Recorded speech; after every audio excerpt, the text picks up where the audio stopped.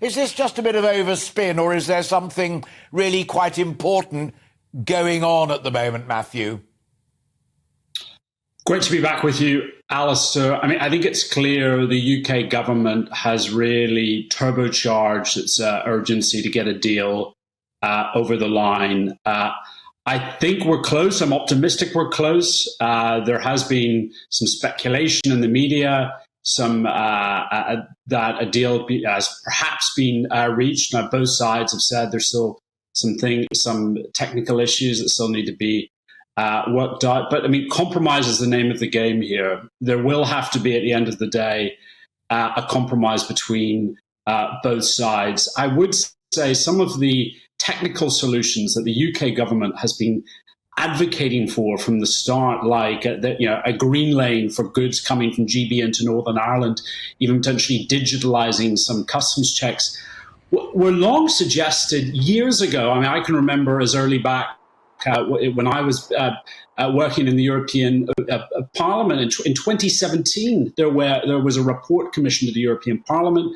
A trade expert called Lars Carlson suggested just these technical solutions at the time, and they were laughed out of the room by many. But these are the very same sensible technical solutions to the protocol that are seriously being looked at now, and I'm confident should be included in any potential compromise deal. But I think we need to get away from the pandering, the grandstanding, and the politics of it. We need to find a workable solution that benefits businesses in Northern Ireland that have been absolutely hammered by the COVID pandemic, by the energy crisis, hardworking taxpayers in Northern Ireland. We need a deal here. We need to attract inward investment into Northern Ireland.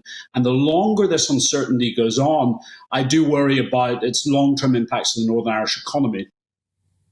The reassurance that Brussels seemed to need most of all was the very technical infrastructure that you described there, that would be in place and would be available, because clearly for them the single market is utterly crucial to the raison d'etre of the European Union. They're not going to blink on that any more than you or the unionist parties, the other unionist parties, are going to blink on the union. So are you increasingly confident that that's the pill that's been swallowed, i.e., if we rely on trustworthiness, honour, integrity, we can do this and both sides keep what they need?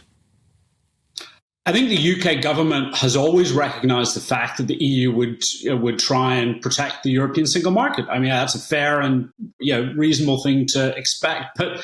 But cutting through that, let's be really clear about this. Goods coming, especially agricultural goods, coming from GB into Northern Ireland, sandwiches coming in from GB into Northern Ireland into supermarkets pose absolutely zero threat to the European single market. I mean, the UK government's Green Lane proposal should have been accepted long ago. Yes, there are some very legitimate constitutional concerns amongst unionism in Northern Ireland with regards to ECJ jurisdiction. There is some speculation that maybe there's a compromise afoot there whereby only Northern Irish courts can effectively refer decisions to the ECJ. In that regard, I'd be very curious to see the detail on that if indeed there is a compromise afoot. But one cannot also escape the political reality, and the reality, in fairness to those friends and colleagues in the Democratic Unionist Party,